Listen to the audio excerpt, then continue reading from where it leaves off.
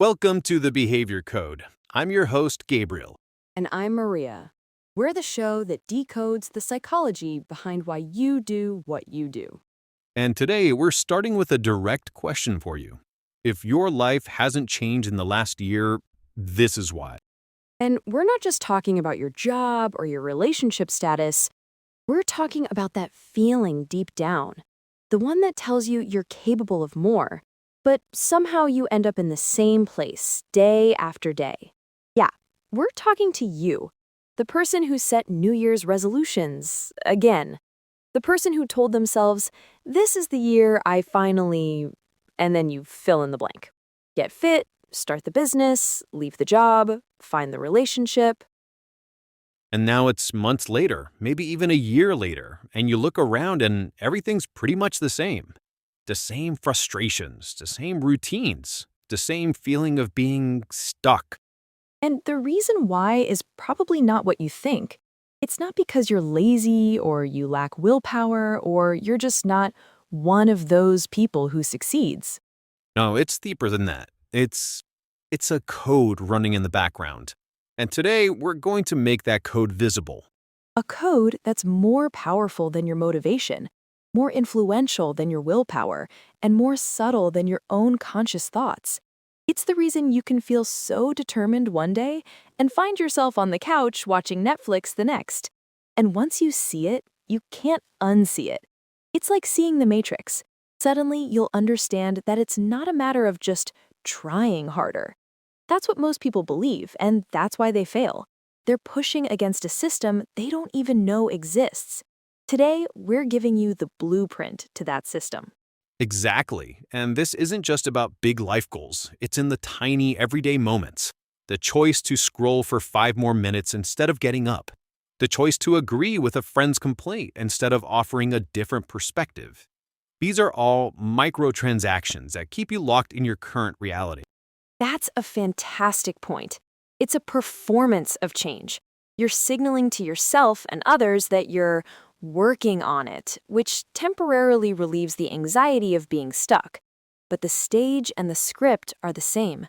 A classic example is the person who researches the perfect workout plan for weeks, but never actually goes to the gym. The research becomes the substitute for the action. Again, we get stuck in what I call the illusion of motion. We're busy, we're doing things, making lists, organizing our desktop, reading another article.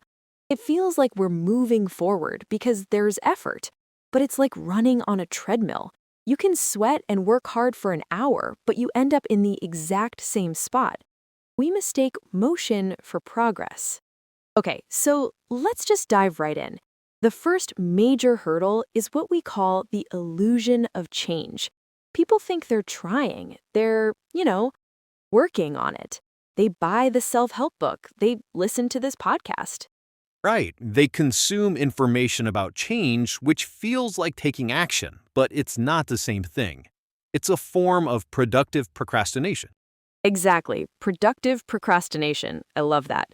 Because what's actually happening is they're just repeating the same core patterns with a new label. They they say they want to eat healthier, but they keep the same junk food in the pantry. They say they want a new job, but they spend their evenings on Netflix instead of updating their resume or learning a new skill. And there's a profound psychological reason for this. It's this idea that humans prefer familiar pain over unfamiliar growth. Say more about that. That's big. Well, the life you have now, even if you're unhappy with it, is known. Your brain knows how to navigate the stress of your current job. It knows the loneliness you feel on a Saturday night. It knows that feeling of disappointment in yourself. It's painful, but it's predictable pain. Wow, yeah. Actual growth, that's terrifying. It's the unknown. What if you fail? What if you try to start that business and it crashes? What if you put yourself out there and get rejected? That's unfamiliar pain. And the brain's primary job is survival, which means favoring the predictable. So it keeps you in the same loop, same habits, same social circles, and inevitably the same result. So you're saying people are basically choosing a familiar hell over an uncertain heaven. And it's so insidious because the trying feels real. You get a little dopamine hit from telling your friends you're starting a new diet or from buying a new pair of running shoes. It's the idea of change that we get addicted to, not the actual messy process of it. In a way, yes, because at least they know the rules of that hell. And that brings us to the first and maybe the most important structural reason your life hasn't changed. Reason number one, you never changed your identity. Oof, okay, unpack that. All of our behavior is driven by the story we tell ourselves about who we are. It's our self-image. Your actions will almost never contradict the way you see yourself. So you can try to force a new habit like going to the gym, but if your underlying identity is I'm the kind of person who isn't fit or I hate exercise, how long do you think that habit will last? Right, it's like it feels like you're faking it, like an imposter in the gym. Precisely. There's a quote I love. You can't build a new life with an old self-image. It's impossible. People focus on the doing, the actions, without changing the being. So, what does that look like in practice? A lot of people say things like, oh, I'm just not disciplined, or I'm a procrastinator. And that's the perfect example of the self-fulfilling loop. Every time you say, I'm not disciplined, you're casting a vote for that identity. You're programming yourself.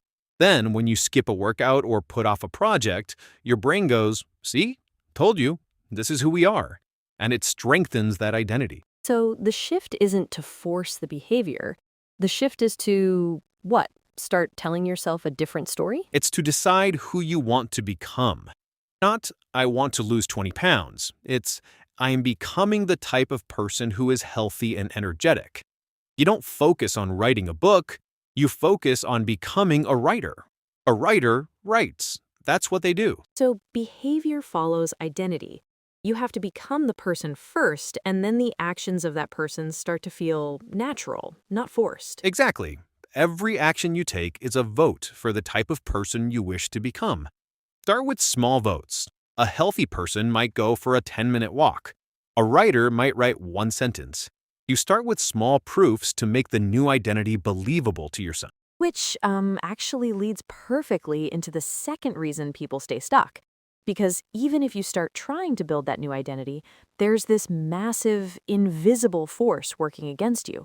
And that is reason number two, your environment is holding you back. This is one of the most underestimated forces in human behavior. We think we're the masters of our own destiny, that it's all about willpower, but we are profoundly shaped by our surroundings. Totally. Think about it. Who are the 5 people you talk to most? What is the first thing you see when you wake up? Your phone? What's on your social media feed?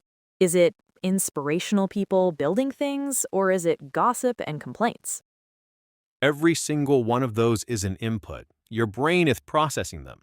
If you're trying to become more positive and all your friends do is complain about their jobs, you're fighting an uphill battle in a hurricane.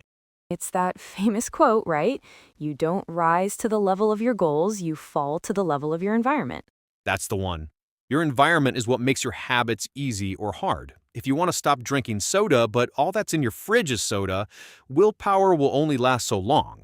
If you want to start a business, but you're surrounded by people who think entrepreneurship is risky and stupid, their doubt will seep in.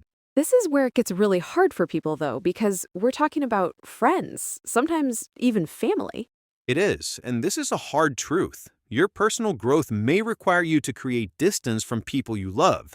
It doesn't mean you cut them off forever, but it might mean you spend less time with the friends who only want to party, or you unfollow the cousin who's constantly posting political outrage. You have to be the ruthless curator of your own inputs. You're essentially designing a space where your desired identity, the new you, is the default, not the exception, where being healthy or ambitious is just what people do. Your environment will win, so you have to make sure it's the one you want, which is hard because so much of our modern environment is designed to keep us exactly where we are, thanks to our next point. Reason number 3, you're addicted to comfort. Oh boy, yeah, this is the big one in the 21st century. Think about it. Our brains evolved for a world of scarcity. Now we live in a world of abundance, especially an abundance of cheap dopamine. Social media scrolling, binge watching Netflix, Uber Eats, video games. Easy pleasure. It's everywhere, and it's rewiring our brains. It is. These things create powerful dopamine loops. You get a little hit of pleasure for almost no effort. Now, compare that to the process of actual growth. Learning a new skill is frustrating. Going to the gym is uncomfortable. Building a business is stressful. These things don't provide instant gratification. Right, their reward is delayed, and our brains hate that. Why would I, struggle through reading a difficult book when I can just scroll TikTok and get 1,000 little haha moments right now? Your brain, being an efficiency machine, will always choose the path of least resistance. It's trying to conserve energy, and because growth feels uncomfortable, the brain resists it. It tags it as a threat. So when you have a choice between the uncomfortable thing that leads to long-term growth and the easy thing that provides immediate comfort, comfort usually wins. So comfort is the real trap. We think we're just relaxing or unwinding, but what we're really doing is training our brain to be intolerant of any discomfort. Yes, and growth only happens at the edge of your comfort zone. It's a biological and psychological imperative. So if you spend all your free time marinating in easy dopamine, you're not building the muscle for discomfort that is required for any meaningful change. Which is why people say, I just don't feel motivated to do it. And that's reason number 4 why your life hasn't changed. You rely on motivation. Motivation is garbage. Tell us how you really feel, Gabriel. But it's true. We have this myth that successful people just wake up every day bursting with motivation to, crush it. It's a complete fantasy. Motivation is a fleeting emotion. It's a spark. It's unreliable. It comes and goes with your mood, your energy levels, the weather. If you only work on your goals when you feel like it, you will accomplish almost nothing of significance. So, what's the alternative? What do high performers use instead? Discipline and systems. Discipline is doing what you have to do even when you don't feel like it. It's the bridge between goals and accomplishment. But discipline is finite. You can't just be more disciplined. That's where systems come in. Okay, so a system is like making it automatic, so you don't have to rely on feeling good. Precisely. High performers don't wait for motivation. They adhere to their schedule. Their system runs their life. They don't decide if they're going to the gym today, and they just go at 7 a.m. because it's Tuesday and that's what the schedule says. They take the decision-making and the emotion out of the equation. Like laying out your gym clothes the night before, or scheduling deep work on your calendar and turning off your phone during that time. It's about making the right choice the easiest choice. Yes, professionals stick to the schedule. Amateurs let life get in the way. Waiting for motivation is an amateur's game. You need to build systems that work even on your worst days, not just your best one. But there's an even deeper layer, because you can have the right identity, the right environment, the right systems, and still find a way to mess it up. And that leads us to the sneakiest one of all. Reason number 5. You're afraid, but you don't realize it. And we're not talking about being afraid of spiders. This is different. No, these are hidden fears that masquerade as other things.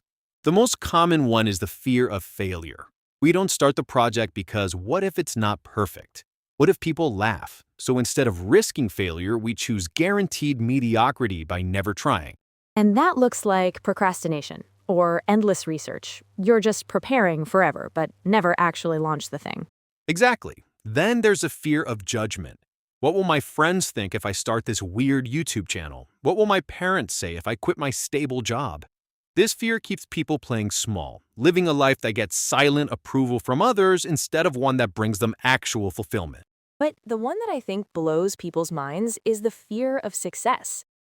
It sounds crazy, right? Why would anyone be afraid of getting what they want? But think about it. If you succeed, new responsibilities come with it. More pressure, higher stakes. If your business takes off, you have to hire people, manage finances. You can't complain about being broke anymore. Your whole identity might have to shift. Exactly. And so subconsciously, people engage in subtle self-sabotage. They'll be so close to a breakthrough and then they'll pick a fight with their partner or forget a critical deadline. It's their brain's way of pulling them back to the safety of the familiar, back to the status quo. It's a protection mechanism. Okay, so we've covered a lot.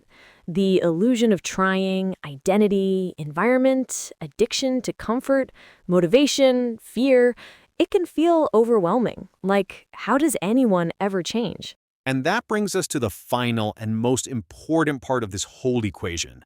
This is the shift. This is the piece that ties everything else together. Okay, I'm ready. It's this: your life changes the moment your standards. Not your wishes, not your hopes, your standards.